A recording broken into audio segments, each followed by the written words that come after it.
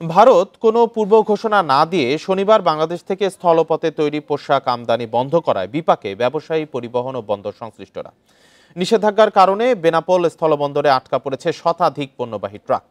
ব্যবসায়ীরা বলছেন, ভারতের এমন সিদ্ধান্তে সমুদ্রপথে পণ্য রপ্তানিতে সময় লাগবে 14 দিন বেশি, আর পরিবহন খরচ হবে দ্বিগুণ।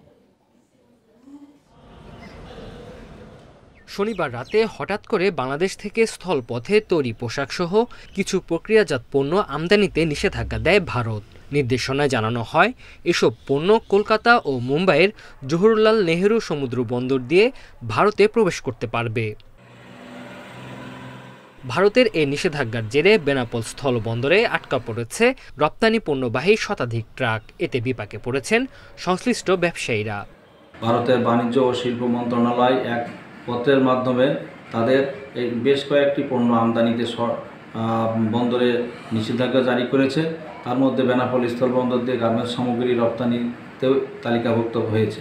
এই সমস্ত পণ্যের গেট পাস ইস্যু না করায় এই পণ্য ভারতে রপ্তানি সম্ভব হচ্ছে না। ব্যবসায়ীরা বলছেন, স্থলবন্দর দিয়ে রপ্তানি বন্ধ হওয়ায় সমুদ্রপথে পণ্য পরিবহনের সময় ও খরচ দুটোই বাড়বে। বিশেষ করে ছোট রপ্তানিকারকেরা এই নিষেধাজ্ঞার কারণে বেশি সমস্যায় পড়বেন বলছেন তারা। স্থলবন্দর দিয়ে রপ্তানি হলে দিনে দিনে গাড়ি অফিসে চলে যায়, আর সমুদ্র বন্দর তো যেতে হলে 15 থেকে 20 দিন সময় লাগবে। এক্ষেত্রে অনেক ড্যামেজ বেশি হবে, রপ্তানিকারকরা অনেক ক্ষতিগ্রস্ত হবে। গত মাসে ভারত থেকে স্থলপথে তুলা আমদানির উপর নিষেধাজ্ঞা দেয় সরকার। বাংলাদেশকে দেয়া ট্রান্সশিপমেন্ট সুবিধা স্থগিতের পর এমন সিদ্ধান্ত নেয় ঢাকা। এর 1 মাসের মাথায় স্থলপথে বাংলাদেশ থেকে তৈরি পোশাকসহ কিছু পণ্য আমদানিতে নিষেধাজ্ঞা দিল দিল্লি। Independent news.